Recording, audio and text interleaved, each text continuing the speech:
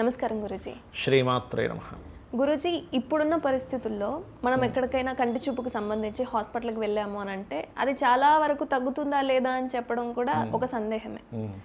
కానీ ఒక సూర్యదేవుడు మంత్రం చదివితే ఖచ్చితంగా మన కంటి చూపు అనేది మెరుగుపడుతుంది అని విన్నాను. ఇందులో ఎంతవరకు నిజం ఉంది గురూజీ? ఎందుకు నిజము, ఎంతవరకు నిజము అంటే 100% నిజం. ఎందుకు అంటే వేదము మనకి కళ్ళకి చక్షువులకి కారకుడు సూర్యభగవానుడుగా చెప్పడం జరిగింది. మనసుకి మనసు చంద్రమా మనసో జాత అంటే మనసుకి చంద్రుడు. దానికి ప్రూవ్ ఏమిటి? మనసుకి చంద్రుడు అని మనం ఎట్లా నమ్ముతాము? వేదం చెప్పింది కదా. అంటే ఎవరి జన్మజాతక చక్రంలో అయినా చంద్రస్థితి పాడైంది. పాడవడం అంటే ఏమిటి? నీచ స్థానంలో ఉండడం, డెబిలిటేట్ అదే నీచం అంటే డెబిలిటేషన్, నీచ స్థానంలో ఉండడం, పాపకత్తిలో ఉండడం, అష్టమంలో ఉండడం, 6లో ఉండడం, ఇట్లా జరిగింది అనుకోండి. వాళ్ళకి ఏమవుతుంది? ఆ మానసిక స్థితి సరిగ్గా ఉండదు. చాలా క్లియర్గా మీరు ఇప్పుడు మానసిక స్థితి బాలేని జాతకము, బాగున్న జాతకము రెండూ తీసుకొచ్చి పక్కన పెడితే మనం చూసి ఇతనికి మానసిక స్థితి బాలేదని చెప్పొచ్చు.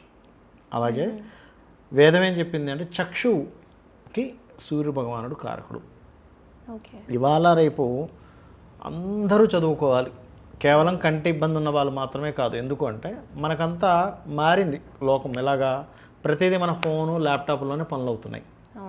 పిల్లలు సర్వసాధారణంగా ఏంటి, ఇంటికి రాగానే, స్కూల్ నుంచి రాగానే లేదా కాలేజ్ నుంచి రాగానే కొంతసేపు ఫోన్ చూసుకోవాలి. గేమ్స్ అందులోనే ఉన్నాయి. ఇంతకుముందు అంటే ఫిజికల్ గేమ్స్ ఉండేవి, అంతా అందులోనే గేమ్స్ అందులోనే ఉన్నాయి. కొంతసేపు టైంపాస్, గృహిణులు కొంతసేపు టీవీ అందులో చూస్తూ ఉంటారు. టీవీ చూడడం తగ్గిపోయింది.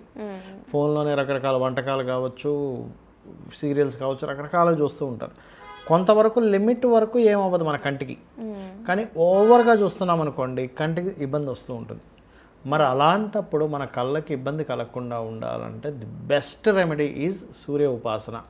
ఆ సూర్య ఉపాసనలో కూడా ఆల్రెడీ ఇబ్బంది వచ్చిందండి నాకు తగ్గాలి అని అనుకుంటే కనుక నేను చెప్పేది ఒకటే, చక్షుషౌ ఉపనిషత్ అని ఉంటుంది. చాక్షుషౌ ఉపనిషత్ అంటే చక్షువులు అంటే కళ్ళు, కళ్ళకి సంబంధించినటువంటి ఉపనిషత్తు. ఓకే, ఆ కంటికి సంబంధించిన ఉపనిషత్తు చాలా చిన్నగా జస్ట్ మనం ఈజీగా నేర్చుకోవచ్చు. ఇది నా లైఫ్లో జరిగిన ప్రాక్టికల్గా జరిగిన ఎక్స్పీరియన్స్ కూడా ఒకటి చెప్తాను. ఇప్పుడు లేరు, మా చిన్నాన్నగారు ఒక అతను ఉండేవారు. అతనికి ఇట్లాగే చిన్నప్పుడు పిల్లలు ఆడుకునేటప్పుడు ఒక కన్ను చిన్నపిల్లలు ఇట్లాగే పొడుచుకుంటారు కళ్ళతో, అలా ఒక కన్ను పోయింది ఆయనకి. ఒకే కన్ను ఉండేది జరిగిన చిన్నప్పుడు. పెద్ద అయిన తర్వాత ఒకరోజు ఆయనకి ఏంటంటే ఉన్న ఒక కన్ను కొంచెం బ్లర్ అవుతుండేది, కొంచెం ఉన్నదే ఒక కన్ను బ్లర్ అవుతుంది. ఇలాగే నాతో ఒకసారి నానాజీ ఇట్లా నాకు ఇది అవుతుంది, దీనికి ఏమైనా ఉంటుందా అని అడిగారు. అంటే ఆయనకు ఆస్ట్రాలజీ సంబంధం లేదు, ఆయనంతా వేరే రూటు. అంటే నేనేమన్నానంటే చక్షుష ఉపనిషత్తు చేసుకొని చిన్నాను, ఖచ్చితంగా మీకు ఇది బ్లర్నెస్ పై ఇది అవుతుంది అన్న. అంటే అవునా, నాకు చూపించంటే నేను యూట్యూబ్లో తీసి చూపిస్తే ఆయన నీట్గా రాసుకున్నారు పేపర్ మీద. రాసుకుని బట్టి ఒక 1 month చేంజ్ సంథింగ్ చేశారు. అప్పుడు చేయగానే ఆటోమేటిక్గా అది క్లియర్ అయింది, కంటి చూపు మెరుగైంది. ఓం చక్షుశ్చక్షుస్తక్షు తేజస్థిరో భవ మాం పాహి త్వరితం అని ఉంటుంది. అది ఎవరైతే ఫస్ట్లో మనకి వెంటనే నేర్చుకోవడం రాదు, ఒక్కొక్క లైన్ రోజుకు ఒక లైన్లుగా నేర్చేసుకోవచ్చు. వినడం నేర్చుకోవడం చేసేసుకొని సూర్యుడికి ఎదురుగా నిలబడి నమస్కరించుకొని చేస్తే ఏమవుతుందంటే చక్షువులకు సంబంధించిన అంటే కళ్ళకి సంబంధించిన జబ్బు ఒకటే కాకుండా మీ ఆరోగ్యం కూడా కుదురుపడుతుంది. మన జ్యోతిష్ శాస్త్రంలో ఆరోగ్యం భాస్కరాదిత్యేది అంటారు. ఎవరైనా చూడండి అమ్మా, ఇప్పుడు రకరకాల జిమ్స్కి వెళ్ళి ఎక్సర్సైజ్ చేస్తున్నాం, జస్ట్ సూర్య నమస్కారాలు 12 పోస్టర్స్ చేసుకోండి, 100% మీకు హెల్త్ ఇష్యూస్ తగ్గుతాయి. చాలామంది ఏమనుకుంటారంటే సూర్యకిరణాలే పడాలేమో, నేను అపార్ట్మెంట్లో ఉంటాను కదా, నాకు ఇక్కడ స్కోప్ లేదనుకుంటారు. అక్కర్లేదు, మీరు తూర్పు ఇదే అని అనుకుంటే ఎదురుగా నిలబడి సూర్య నమస్కారాలు చేయండి, ఆ పోస్టర్స్ చేయండి. ఇంకా సూర్యకిరణాలు మీ ఇంట్లో పడుతున్నాయి, చక్కగా మీకు ఇండివిజువల్ హౌస్ ఉంది, లేకపోతే బిల్డింగ్ మీద చేసుకోగలరు, ఇంకా బెస్ట్. అసలు మీకు అంటే ఆయన కిరణాలు పడకపోయినా ఆయన ఆజ్ఞ మన మీద ఉంటుంది, ఎందుకంటే అది వెలుతురు రూపంలో ఉందిగా, పడితే ఇంకా మంచిది. అయితే ఇది కేవలం ఏదో ఆరోగ్యం బాగుండడానికో లేకపోతే కంటికి సంబంధించిన ఇబ్బంది ఒకటే తీయడం కాదు. శాస్త్రంలో సూర్య నమస్కారం చేసుకోవడం వల్ల పూర్వజన్మ పాపము తొలగుతుంది అని చెప్పబడింది. ఇప్పుడు మనం అనుభవిస్తున్నాం చూసారా, అప్పులని, రోగాలని, శత్రుత్వాలని, గొడవలని, టెన్షను, స్ట్రెస్ అంటున్నాం చూసారా, ఇంకా పెరిగిపోయింది. ఎందుకు అంటే చిన్న చిన్న విషయాలు మనం ఓవర్గా చూస్తున్నాం. అందుకని ఆ స్ట్రెస్ అంతటిని కూడా సూర్యభగవానుడు తగ్గిస్తాడు. సూర్య ఉపాసన చేస్తే ఏమవుతుందంటే ఫస్ట్ మీకు లవింగ్ నేచర్ పెరుగుతుంది. సూర్యుడు లవ్ కారకుడు, సహజ పంచమాధిపతి. ఇప్పుడు ఎప్పుడైనా సరే మనం ప్రేమను ఇవ్వడము అనేది చేస్తున్నాం అనుకోండి, మనం పొందాలనుకునే దాంట్లో ఉండకూడదు, ఇప్పుడు ఇవ్వడమే. ఇస్తూ ఉంటే మనం ఎక్స్పెక్టేషన్స్ ఎప్పుడైతే లేవో హ్యాపీగా ఉంటుంది మనకి.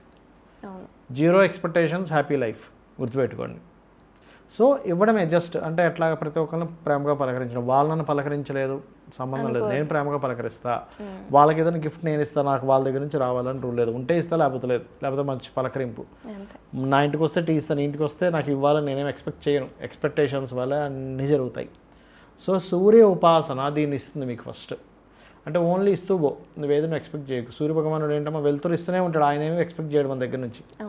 వైటమిన్స్ ఇస్తాడు, అన్ని రకాల ఇవి ఇస్తూ ఉంటాడు. ఈవెన్ ప్రకృతి ఉంది. ఇప్పుడు సూర్య భగవానుడు లేడనుకోండి, లేదు, ఇంకా విశ్వం లేదు, క్లోజ్, మొత్తం గడ్డగట్టేస్తుంది, ఈ గ్లోబ్ మొత్తం క్లోజ్ అయిపోతుంది. కాబట్టి ఏంటంటే సూర్య ఉపాసన ఎంత గొప్పదంటే, మనకి శాస్త్రం ఏం చెప్తుంది, సూర్యుడికి సంబంధించినటువంటి శాస్త్రం ఒకటి ఉంది. దాంట్లో సూర్య భగవానుల్లో మనకి లలితా సహస్రనామాల్లో ఒక నామం ఉంటుంది, భానుమండల మధ్యస్థ భైరవి భగమాలిని.